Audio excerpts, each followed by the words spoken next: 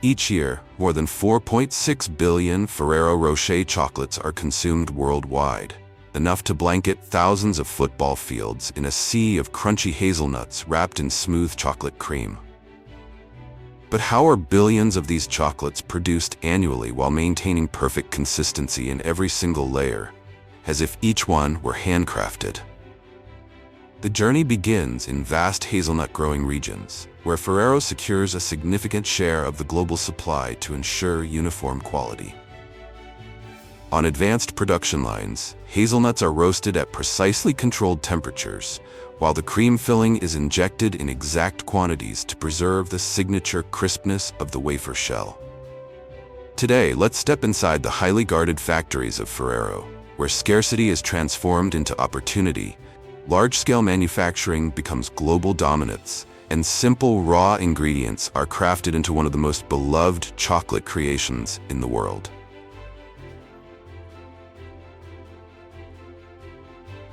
Few people realize that the billion-dollar empire behind Ferrero Rocher actually began as a historic escape from a cocoa shortage. In the aftermath of World War II, when Europe's economy was severely strained, Pietro Ferrero made a bold decision, replacing much of the scarce cocoa with hazelnuts, an abundant resource in Piedmont. The result was gianduja, a dense block of hazelnut chocolate wrapped in foil and sliced like bread. From a modest family pastry shop, Ferrero grew to control up to 25% of the world's hazelnut supply, generating over $18 billion in annual revenue. Even more surprising, behind those iconic golden-wrapped chocolates lies an exceptionally secretive operating system, often regarded as one of the most discreet organizations in the food industry. Building on the massive success of Nutella and later Ferrero Rocher, the Ferrero family rose into the ranks of the world's wealthiest, with their fortune at times surpassing $100 billion, occasionally overtaking tech giants like Mark Zuckerberg and Michael Dell during downturns in Silicon Valley stocks.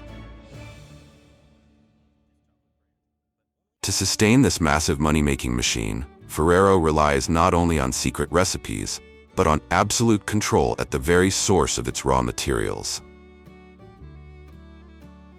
Through a network of plantations stretching from Chile to South Africa, the group has acquired major suppliers in Turkey, the world's leading hazelnut producer, to ensure a year-round supply from both hemispheres.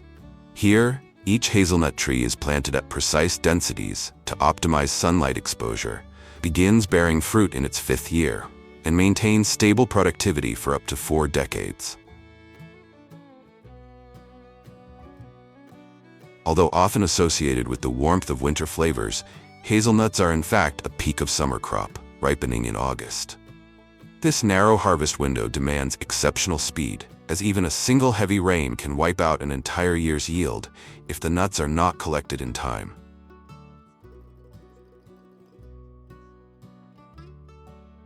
On flat hazelnut plantations, farmers can rely on a single sweeping machine to cover dozens of hectares, completing the entire collection process in just one pass. Built around 2 continuously rotating rubber brush systems, the machine glides across the ground, gathering hazelnuts into long, straight windrows. Secondary sweeping arms then consolidate the nuts and direct them into a storage hopper for collection. While this approach significantly reduces manual labor, its main limitation lies in its coarse mechanical nature. The machine can easily miss nuts trapped in uneven ground depressions or areas with inconsistent surfaces. In addition, sweeping directly over dry soil often pulls in large amounts of stones, twigs, and debris, while generating heavy dust clouds, placing considerable strain on the downstream cleaning process. Solving this challenge at its core, a new era has emerged with modern vacuum harvesting machines, operating like giant industrial vacuum systems mounted behind tractors. Instead of sweeping, operators control flexible suction hoses ranging from 25 to 50 meters in length, capable of reaching every corner within a 100-meter radius. Powered by high-pressure airflow, these systems can lift hazelnuts from a distance, enabling near-complete collection Even when the nuts are buried beneath leaf litter or trapped in ground crevices, areas where conventional sweepers are virtually ineffective. More impressively, in a single pass, the machine performs 4 integrated processes: suction, shell separation, cleaning, and bagging. With the support of auger systems and dual-fan airflow, up to 98% of impurities are removed on the spot, allowing a single machine to replace the labor of up to 35 workers. The result is a stream of perfectly cleaned hazelnuts, ready to enter Ferrero's proprietary processing chain, where these raw materials begin their transformation into one of the most valuable, liquid gold ingredients in the global confectionery industry. After harvesting, the sacks of hazelnuts are transported directly into a closed-loop production system, officially triggering a highly confidential transformation process. Notably, most of the machinery here is designed and manufactured in-house by Ferrero, creating a critical technological barrier that makes it nearly impossible to replicate the brand's signature multi-layered chocolate structure. Upon arrival at the factory, streams of raw hazelnuts are discharged onto heavy-duty conveyor belts to initiate a multi-stage cleaning process. First, they pass through industrial rotary screening drums, massive stainless steel cylindrical cages equipped with progressively smaller mesh sizes. These machines operate based on the combined principles of centrifugal force and gravity. The drums rotate at a stable speed of 15 to 20 revolutions per minute, precisely calibrated to allow impurities, broken shells, and defective nuts to be expelled through the mesh openings without damaging the delicate skin of high-quality kernels. With a processing capacity of up to 5 to 8 tons per hour, this system ensures that only uniformly sized hazelnuts, meeting strict diameter standards, are allowed to proceed to the next stage of deep processing. Next, the hazelnuts enter the roasting stage, a critical turning point that unlocks their natural oils and creates the signature crunch. The entire process is carried out in small batches within hot air circulation ovens, where infrared sensors continuously monitor and maintain temperature with precise control at every degree. At this stage, even a deviation of just 15 seconds can shift the flavor from rich and nutty to bitter and burnt, enough to ruin an entire batch worth thousands of dollars. Immediately after roasting, the hazelnuts are sorted. The most perfectly round and intact nuts are reserved as whole centers, while the remaining ones are directed into grinding systems to produce the finely crushed hazelnut coating used for the outer layer. While the hazelnuts are being prepared, a parallel production line begins crafting the liquid core, the true soul of each chocolate. The creamy filling is an ultra-smooth blend of ground hazelnuts, sugar, cocoa powder, and vegetable oil. This mixture is fed into high-speed homogenizers to refine its texture, ensuring that no graininess is perceptible on the palate. It is then stored in temperature-controlled jacketed tanks, where viscosity is carefully maintained, fluid enough for automated pumping, yet thick enough to hold its shape once cooled. At the same time, in the coating section, massive blocks of pure chocolate, each weighing dozens of kilograms, are loaded into large-scale bain-marie melting systems. With a capacity of up to 2.5 tons of liquid chocolate, these units circulate hot steam around the vessel walls, gently melting the chocolate to preserve its glossy texture and prevent any risk of scorching. If chocolate is the soul, then the wafer shell is the structural frame that delivers the unmistakable crunch. The process begins with tens of tons of refined wheat flour, mixed with water and vegetable fats in 300-liter industrial mixers. The resulting batter is then precisely injected into hemispherical metal molds and sent through high-pressure gas baking systems. Within seconds, carefully controlled heat transforms the liquid batter into rigid wafer half-shells. Immediately afterward, an automated nozzle system fills each half-shell with hazelnut cream. At the next station, robotic arms place a whole hazelnut at the exact center of one half-shell. The two halves are then aligned with precision down to fractions of a millimeter and sealed together using a centering device. The result is a perfectly spherical wafer, enclosing a rich core of cream and a whole hazelnut. Interestingly, Michel Ferrero spent nearly 5 years experimenting to perfect this spherical wafer structure, thin and light, yet capable of preserving the smooth cream inside without moisture compromising its crispness.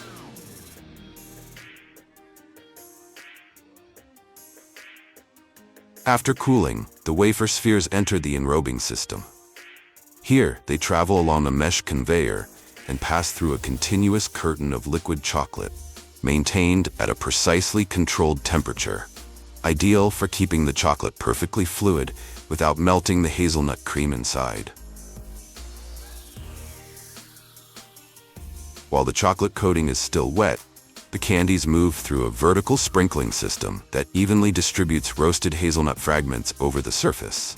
To achieve the signature rough texture without distorting the spherical shape, the conveyor is equipped with a low-frequency vibration mechanism that removes excess coating. Finally, the coated chocolates are transferred into a deep cooling tunnel for approximately 10 to 15 minutes. This stage solidifies the structure and locks in the crisp texture, preparing the products for the final packaging process. After exiting the cooling tunnel, the final stage begins with the iconic gold foil wrapping. As each chocolate enters the center of the wrapping unit, rotating grippers gently hold it in place, while synchronized mechanical arms pull and conform the aluminum foil tightly around its spherical surface. Instead of a single pressing motion, the system performs a rapid sequence of twisting, folding, and tightening, allowing the foil to seal perfectly around every contour in just 0.1.2 seconds, without deforming the delicate wafer shell inside. Immediately afterward, a secondary rotating mechanism twists the excess foil at the top, forming the signature peak. The finished chocolates are then released onto a chute, with throughput speeds ranging from several hundred to over 600 pieces per minute. In reality, the iconic gold foil is not merely decorative, it acts as a barrier against oxygen and light, preserving the stability of cocoa fats and the freshness of hazelnuts, while preventing rancidity and flavor loss caused by humidity. From here, the finished Ferrero Rocher chocolates are automatically packed into transparent boxes and distributed across more than 140 countries. Today, consumption has shifted strongly toward China and the United States, where the product is positioned as a premium gift and a symbol of refinement. Despite fluctuations in global cocoa prices, Ferrero maintains stable profit margins through its strategic control of hazelnut supply, effectively reinforcing its position as a resilient financial stronghold in the global confectionery industry.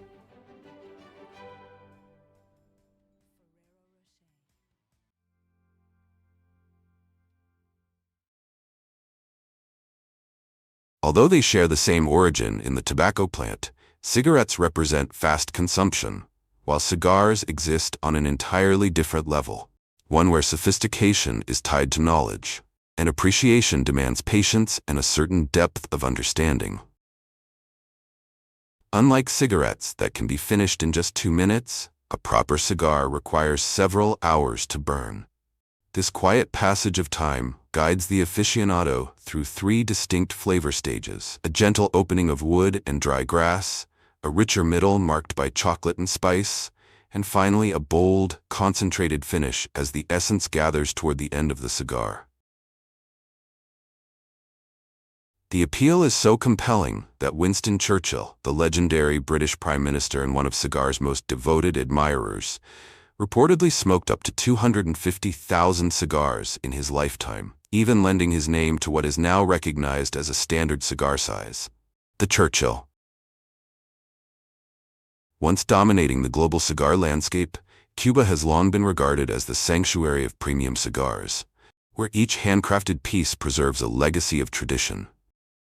Today, however, the title of the world's largest cigar exporter belongs to the Dominican Republic, producing around 8 billion cigars annually in both machine-made and handmade forms. So which do you prefer? The patient ritual of handmade cigars, or the convenience of modern machine-made options?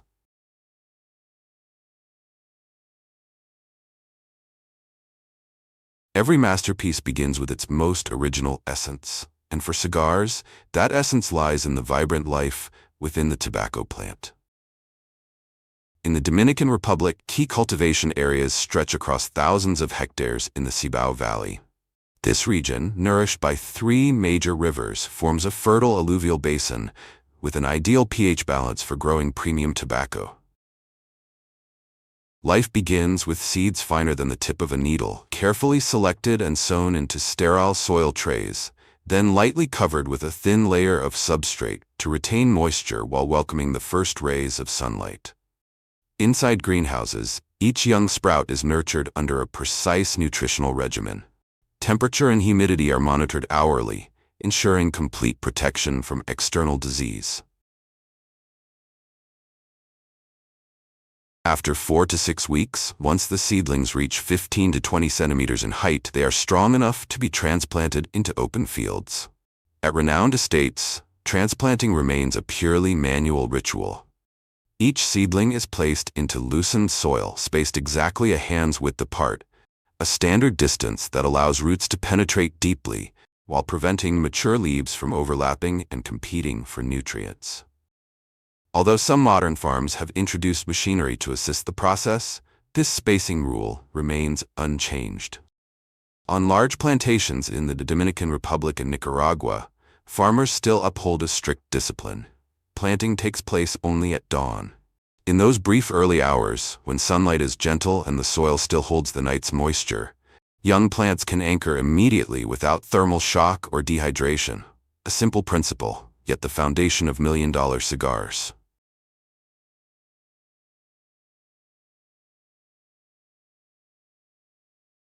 Once the tobacco plants have taken root and stabilized in the fields, the most critical phase truly begins, controlling how the plant grows. Over the next 6 to 8 weeks, the goal is no longer to encourage rapid growth, but to direct it with precision. Growers monitor every subtle change, the shift of leaves from pale green to deep green, the elasticity of the stalk, the moisture level in the soil after each irrigation. If growth is too aggressive, the leaves become thin and lack essential oils. If water is insufficient, the leaf structure turns dry and fibrous. Every adjustment is made to achieve balance, a state where the leaves are thick enough, rich enough in oils, and resilient enough to withstand the fermentation process that follows. When the plant reaches about 1.2 to 1.5 meters in height, pale purple flower buds begin to appear at the top. This marks a decisive moment. Before the flowers can bloom, farmers perform topping, a simple yet strategic act. By removing the upper bud, the plant is forced to abandon reproduction and redirect its full energy into leaf development. At the same time, side shoots are pruned away to prevent nutrients from being dispersed.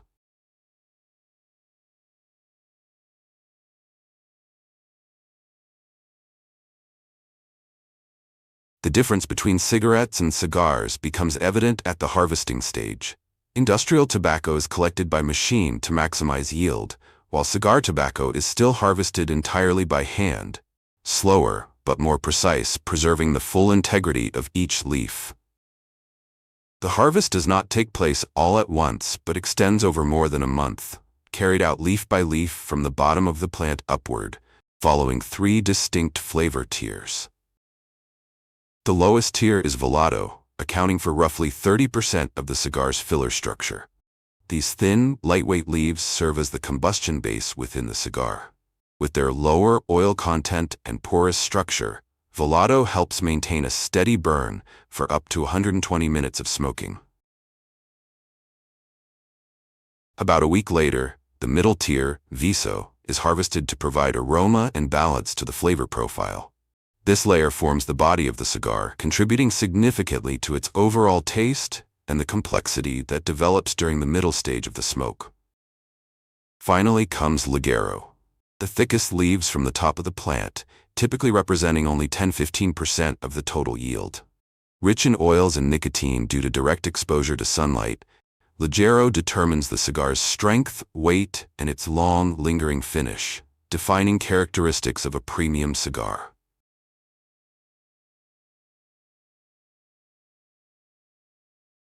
After harvesting, the tobacco leaves are not sent to industrial dryers, but transported directly to traditional curing barns for natural processing. Here, workers use a needle to pierce through the thick central vein of each leaf, tying them into symmetrical pairs along long strands of twine. These strings of leaves are then hung across wooden beams that run the length of the barn. Depending on the tobacco variety and the intended flavor profile, growers may choose air curing, sun curing, heat curing, or fire curing.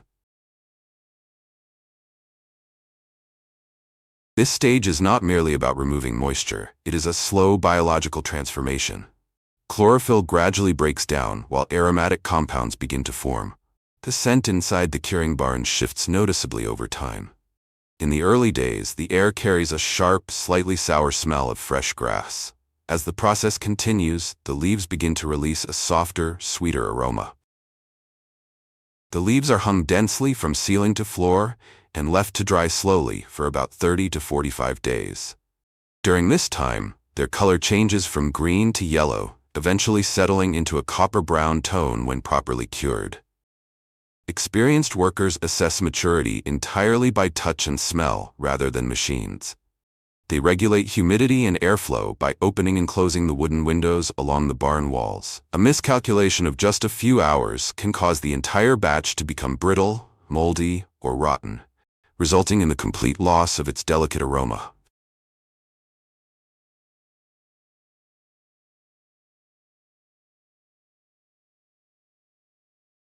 Once the tobacco leaves reach the proper level of suppleness, they are stacked into large piles known as pilones.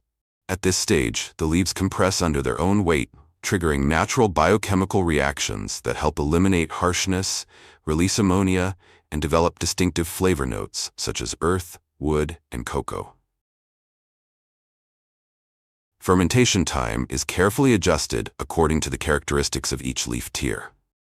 Thick, oil-rich ligero leaves may require up to 6 weeks, while thinner leaves, such as viso and velado, typically need only 3 to 4 weeks. By the end of this stage, the tobacco loses its raw sharpness, becoming smoother and ready to enter the final phase of refinement. To maintain quality control, workers insert metal probes into the center of each pile to monitor temperature.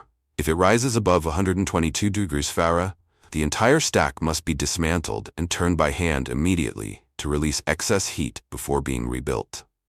This turning process is repeated 3 to 5 times throughout the fermentation cycle to ensure uniform transformation across every leaf. At 110, the pilon said that we need to rotate it.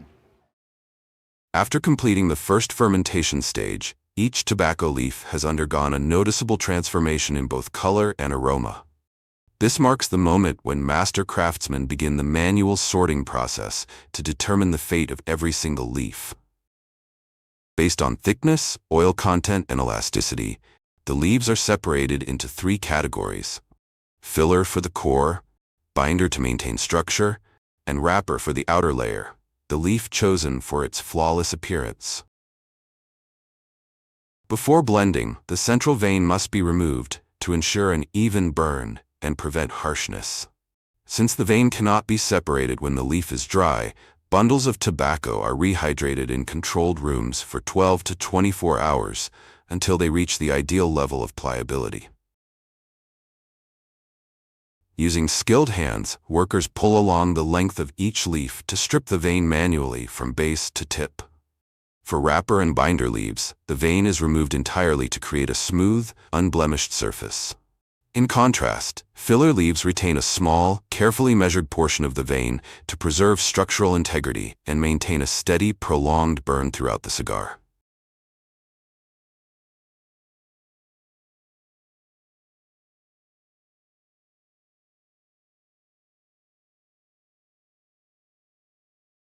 After the initial processing stage, the tobacco leaves move into a quieter phase, one that directly determines the final caliber of the product: aging. At this point, bundles of leaves are carefully arranged in dedicated aging rooms, where time becomes the most valuable ingredient in eliminating any remaining harshness and residual ammonia. Some premium wrapper leaves may undergo up to 10 years of quiet maturation before they are deemed ready for use. To preserve full traceability, each bundle is meticulously labeled with details such as the tobacco variety, its position on the plant, and the date the aging cycle began. Once the flavor reaches full maturity, the leaves enter the blending stage to create a perfectly balanced symphony of aromas. This is where master blenders carry out their most critical task, combining different types of leaves so they complement one another according to a closely guarded formula. The secret lies in the precise proportions: how much Ligero to provide strength, how much Viso to balance the aroma, and how much Velado to ensure a steady burn. Some leaves are selected to maintain combustion, others to define the dominant aroma, while the rest add depth and warmth to the finish. The most experienced experts can assess subtle differences in quality through nothing more than a gentle touch of the fingertips or the scent released into the air.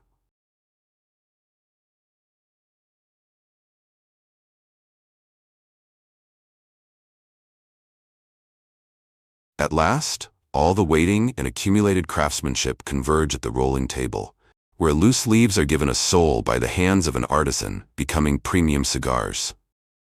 Not everyone is qualified to stand at this station.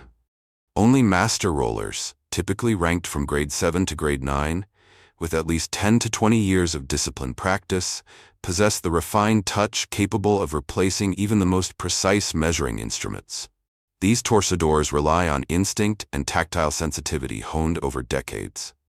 The process begins with the core, where filler leaves are carefully layered and rolled into a calculated loose spiral. This technique creates microscopic air channels running through the body of the cigar. If rolled too tightly, the draw becomes restricted; too loosely, and the cigar burns hot and fast, destroying the complexity of flavor. A resilient binder leaf is then wrapped around the core to secure the structure before the cigar is placed into a wooden mold to ensure perfect uniformity in size and shape. The true turning point lies in the final wrapper. Using a crescent-shaped blade, the artisan trims the wrapper into a smooth, curved strip, then stretches it precisely before wrapping it around the cigar's body. This tension conceals seams and veins, creating a surface as smooth as leather, a hallmark of high-end cigars. In the final touch, a single drop of natural vegetable glue seals the cap, preserving structural purity. A properly handmade cigar should feel firm yet resilient, like dense foam, and hold a long ash without crumbling. An artisan typically rolls only 100 to 150 cigars per day to maintain consistent quality. Though it may take just 2 to 5 minutes to complete one cigar, achieving millimeter-level precision requires a lifetime devoted to the craft.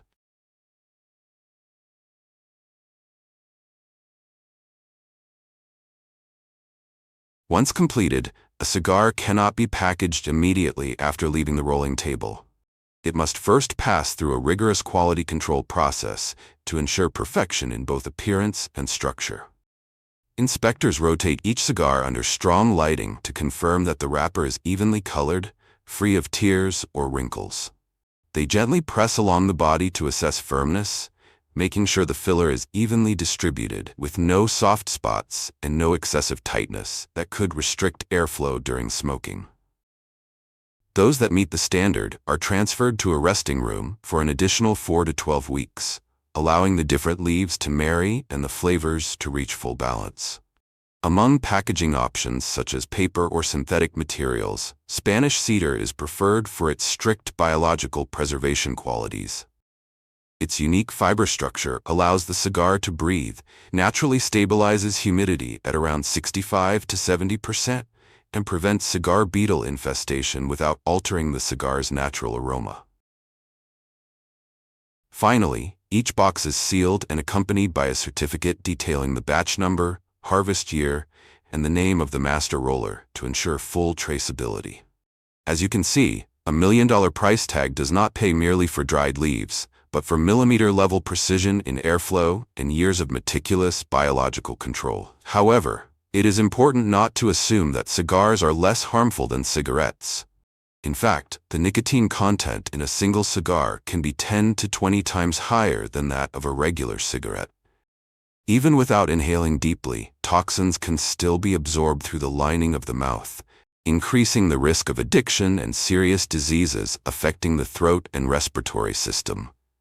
Cigar appreciation, therefore, is not about seeking a safer alternative, but about experiencing a flavor, a rhythm, and a ritual that conventional cigarettes do not offer.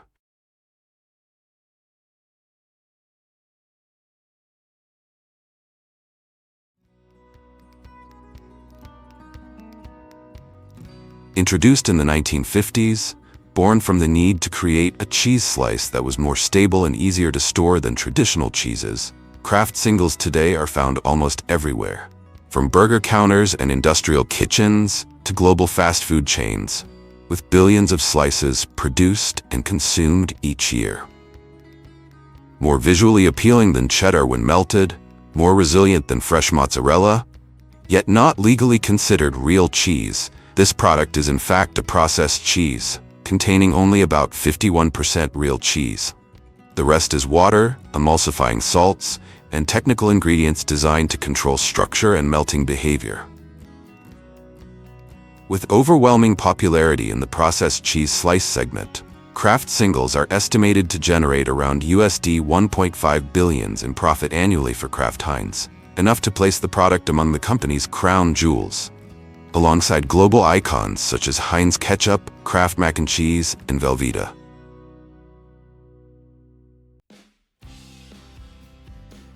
To create a perfectly melting Kraft single slice, everything begins with ingredient selection, where base cheese blocks such as cheddar, Colby, and other semi-hard cheeses are carefully chosen.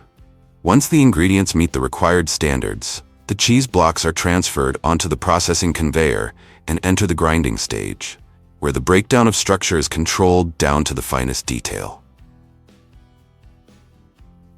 At this stage, the cheese blocks must be kept in a solid state to prevent phase separation of fat and protein prior to emulsification. Industrial blades rotate continuously to break the cheese blocks into smaller pieces, increasing surface area and preparing the material for the subsequent emulsification cooking step. At the same time, air becomes the invisible enemy of the entire process. If oxygen is drawn in during grinding, it can trigger oxidation reactions, altering flavor and disrupting the color that must remain stable.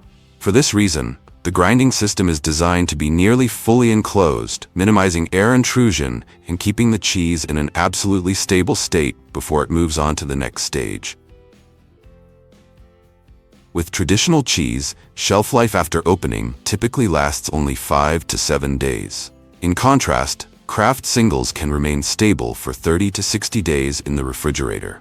This difference does not come from magic, but from the step where emulsifying salts and water are added, and the mixture is cooked in a continuous system for just a few minutes.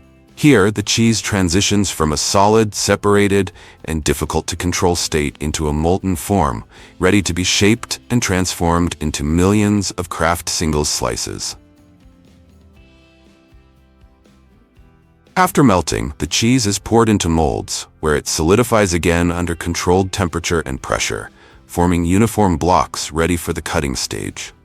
From these formed blocks, the processed cheese is sliced into standard pieces of approximately 9 × 9 centimeters, only a few millimeters thick, using high-speed cutting systems operating continuously. Immediately after cutting, each cheese slice is wrapped in a thin film to secure its shape, then sent directly through a controlled cooling water bath. The cold water rapidly lowers the temperature, locking in thickness and cut edges before the slice has a chance to spread or warp, while also bringing the temperature down to a safe range so the subsequent wrapping process can proceed smoothly. The entire cycle is completed in approximately 30 seconds, using a circulated water system that is sterilized and closely monitored, ensuring that each slice retains its structure without absorbing water. This practice of individually wrapping each slice during the cooling stage is a distinctive feature of Kraft's production line. Rather than allowing the cheese to fully stabilize before packaging, Kraft fixes the shape and state of each slice within the thermal process itself, ensuring high uniformity, easy separation, and consistent quality in use, an approach that is critical for large-scale industrial production. After the cooling stage, the slices are transferred directly to the automated packaging area, where pick-and-place robots handle the entire operation. Mechanical arms move along precisely repeated paths, lifting each slice, placing it into trays, and aligning positions before sealing, at speeds that can exceed 200 slices per minute. Human workers only supervise and perform random inspections, while consistency, hygiene, and production pace are entrusted entirely to machines, fast, precise, and tireless.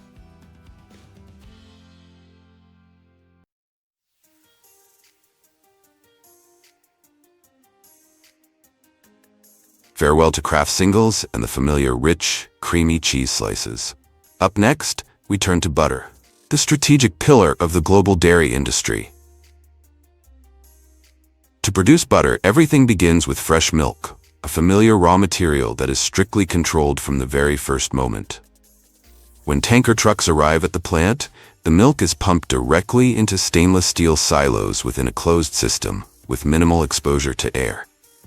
Temperature is kept stable from farm to factory to prevent oxidation and bacterial growth.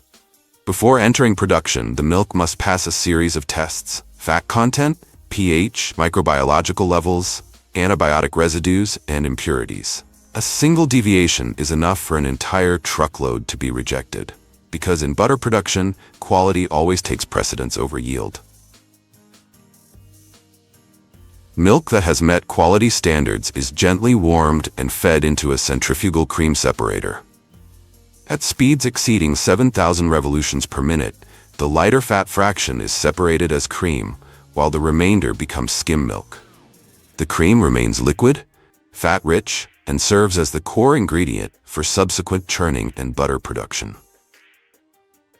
After being pasteurized at approximately 85 to 90 degrees Celsius for a short period and aged at 5 to 10 degrees Celsius for several hours, the cream remains in liquid form and is transferred directly into an industrial butter churn, where the transformation truly begins. Under continuous agitation, the fat structure breaks down.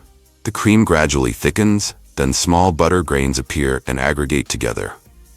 The liquid separated during this process is buttermilk, commonly used in food processing, while the butter in granular form is collected and prepared for the subsequent processing stages.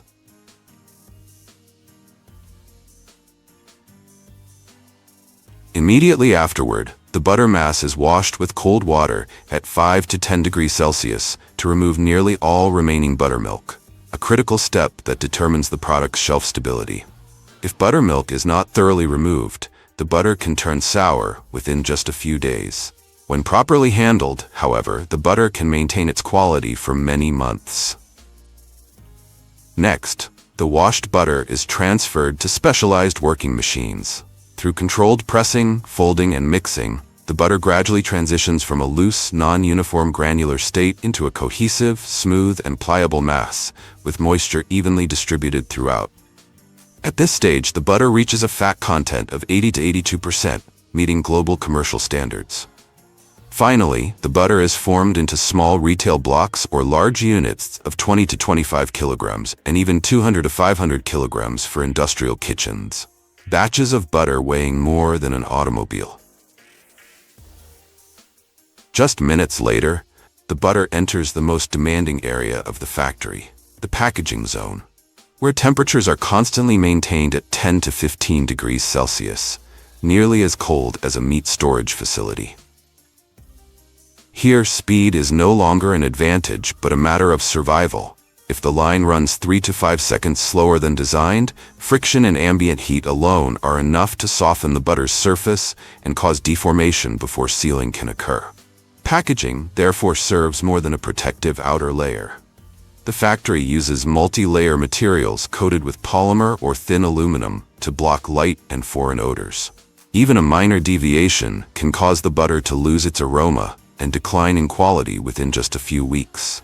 Before shipment, the butter undergoes final quality checks on packaging integrity, weight, shape, and sample analysis to ensure compliance with standards.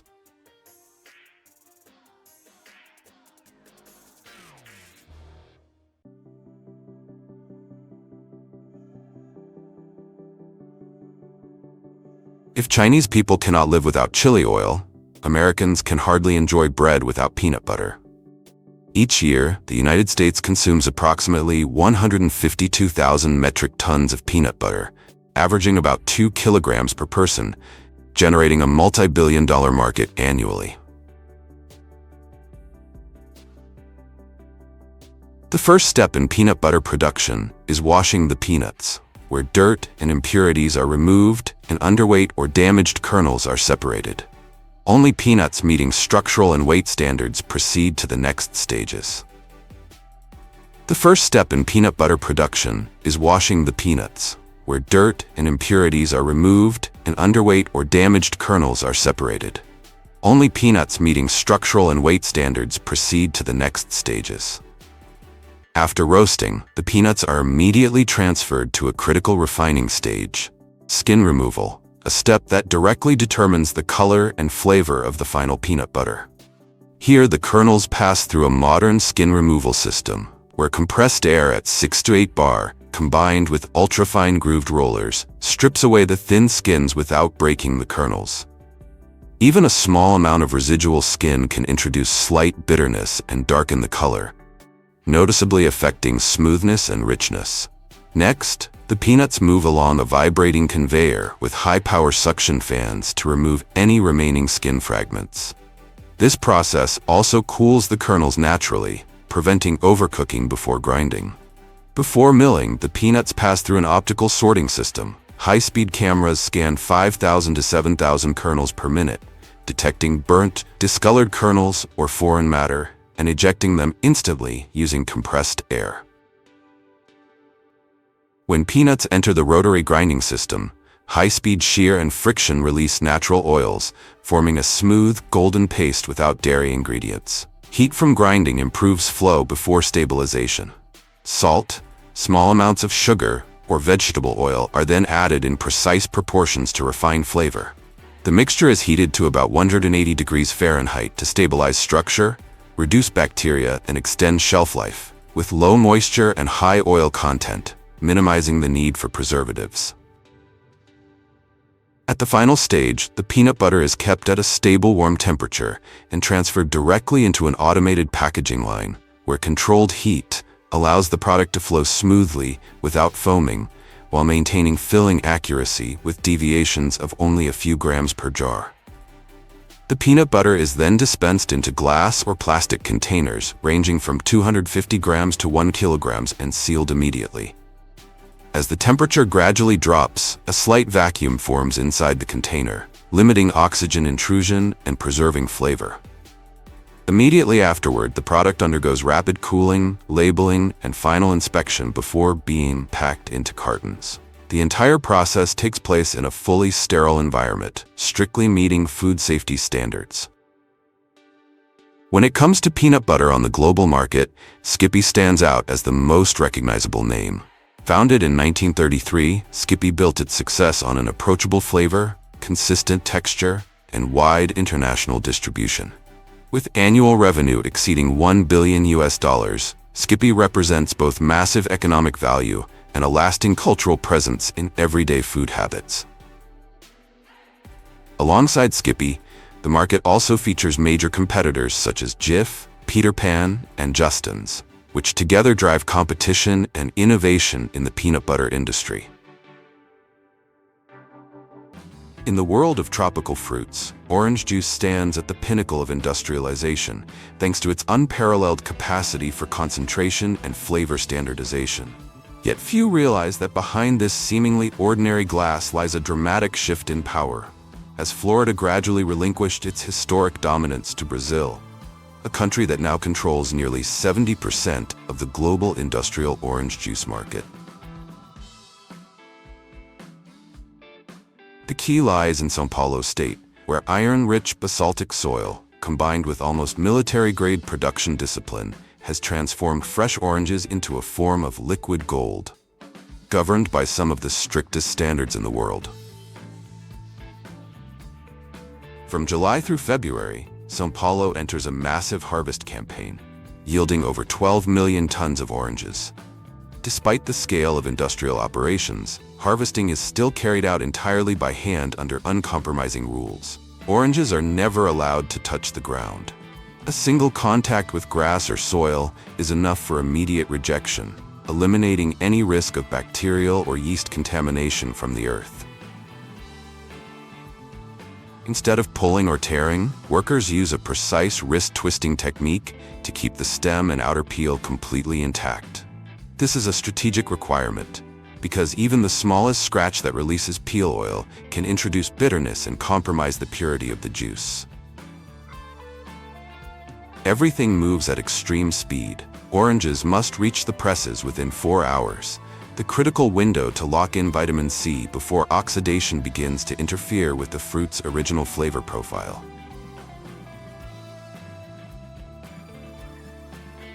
Inside the plant, the production cycle accelerates as gondola trailer trucks arrive, one after another. Each trailer carries up to 120,000 oranges, feeding the massive extraction lines that lie ahead.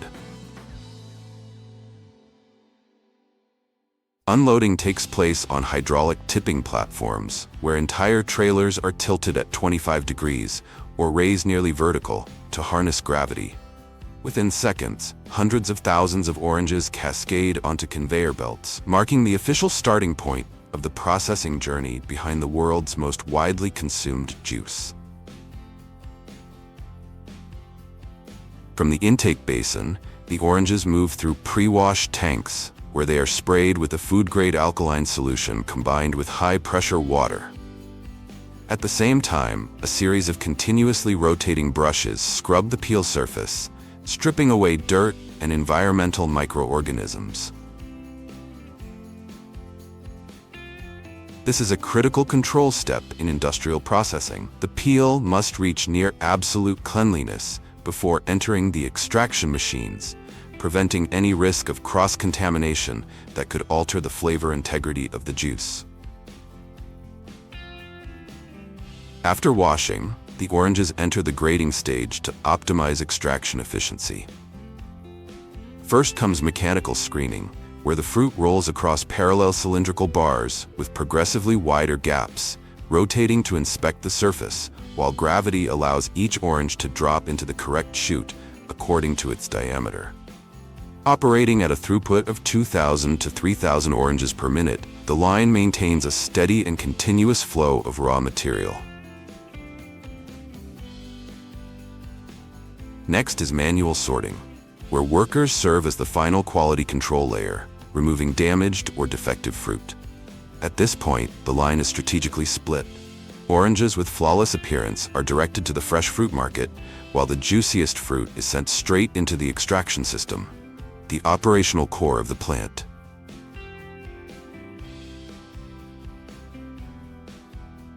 Here, the most critical stage of the process begins. Oranges are fed into extractors, operating at up to 800 fruits per minute. Depending on the technology, the machines use either rotating conical reamers or decisive metal prong systems to separate juice and pulp from the peel in a single motion. The hollowed peels are then crushed and repurposed as livestock feed, while the orange pulp is collected in heavy-duty plastic liners and stored inside sealed metal tanks to prevent oxidation. After thermal processing, the orange juice is pumped into specialized refrigerated storage tanks, with capacities of up to 1 million gallons. Within a sterile, tightly temperature-controlled environment, the juice can preserve its vitamin content intact for up to 2 years, without the need for any preservatives. At the final stage, the juice is filled into plastic bottles that have been thoroughly sterilized. To completely prevent recontamination, hot filling is carried out at a controlled temperature of approximately 80 degrees Celsius, eliminating any remaining microorganisms inside the packaging. Once sealed, each bottle passes through a high-speed camera inspection system, capable of detecting even the smallest defects, such as misaligned caps or micro-leaks, to ensure absolute airtight integrity. Finally, the standardized juice batches are labeled, palletized, and transported in refrigerated trucks to destinations around the world. From here, orange juice moves beyond supermarket shelves to become a core ingredient across multiple industries, from food products like dairy and confectionery to cosmetics manufacturing and the extraction of vitamin C for global nutritional and pharmaceutical supplements.